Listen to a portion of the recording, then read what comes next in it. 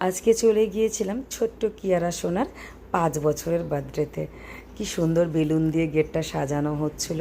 বাচ্চাদের তো এটাই ভালো লাগে না, সুন্দর করে বেশ ডেকোরেশন। আর তার পাশেই বসার জন্য এরকম ব্যবস্থা করা হয়েছিল লাইট দিয়ে। আর এখানে ছিল ডিনারের ব্যবস্থা, শামিয়ানা করে সুন্দরভাবে সাজিয়েছিল।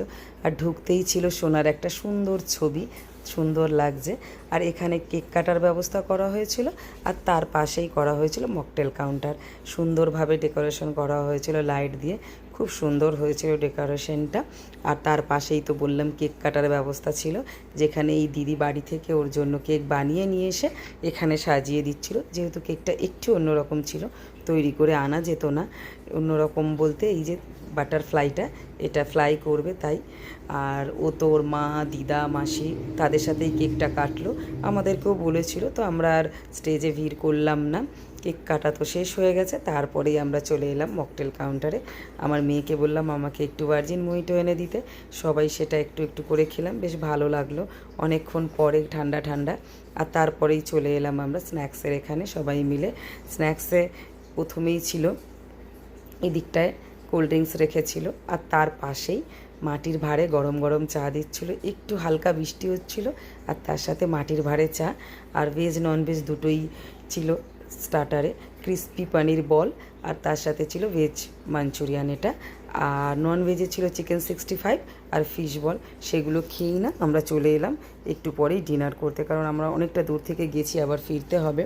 আমি, রুমি, মিমি আর আমার মেয়ে একদিকে বসলাম, আর বাবা আর রঞ্জন ওরা আগেই খেয়ে নিয়েছিল, আর ভাই একা ওই সাইডে বসলো। এই যে ছিল কিয়ারার মেনু কার্ডটা।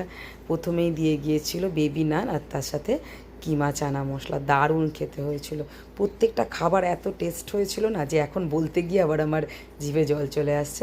আর এখানে তারপরে দিয়ে গিয়েছিল ফিশ চপ, আর তার সাথে স্যালাডে আমি শুধুমাত্র শশাই নিয়েছিলাম। ফিশ চপটাও দারুণ খেতে হয়েছিল। তারপরেই দিয়ে গেল গন্ধরাজ কাতলা, আর তার সাথে জিরা রাইস। মাছটাও এত ফ্রেশ ছিল, এত সুন্দর ছিল, দারুণ খেতে লাগছিল। এটা খাওয়া শেষ করতেই দিয়ে গেল বাসন্তী পোলাও আর মটন কষা, যেটার কম্বোটা তো এক অতুলনীয়, দারুণ লাগে খেতে। সেটাও একটু একটু নিয়ে আমরা টেস্ট করে খেলাম। আমি অল্প অল্পই টেস্ট করেছিলাম, কারণ অনেকটা রাত হয়ে গিয়েছিল আর খেতে ভালো লাগছিল না, তাই অল্প খেয়ে। তারপরেই দিয়ে গেল এই যে আনারসের চাটনি, তার সাথে পাঁপড়। আর এটা একটা নতুন মিষ্টি ছিল, যেটা আমি ট্রাই করব বলেই নিয়েছিলাম। এটা ছিল মালাই চপ, যেটা আমি ফার্স্ট টাইম ট্রাই করলাম, এত ভালো খেতে ছিল। তার সাথে এই যে দিয়ে গিয়েছিল আইসক্রিম আর পান। প্রত্যেকটা খাবার অতুলনীয় ছিল।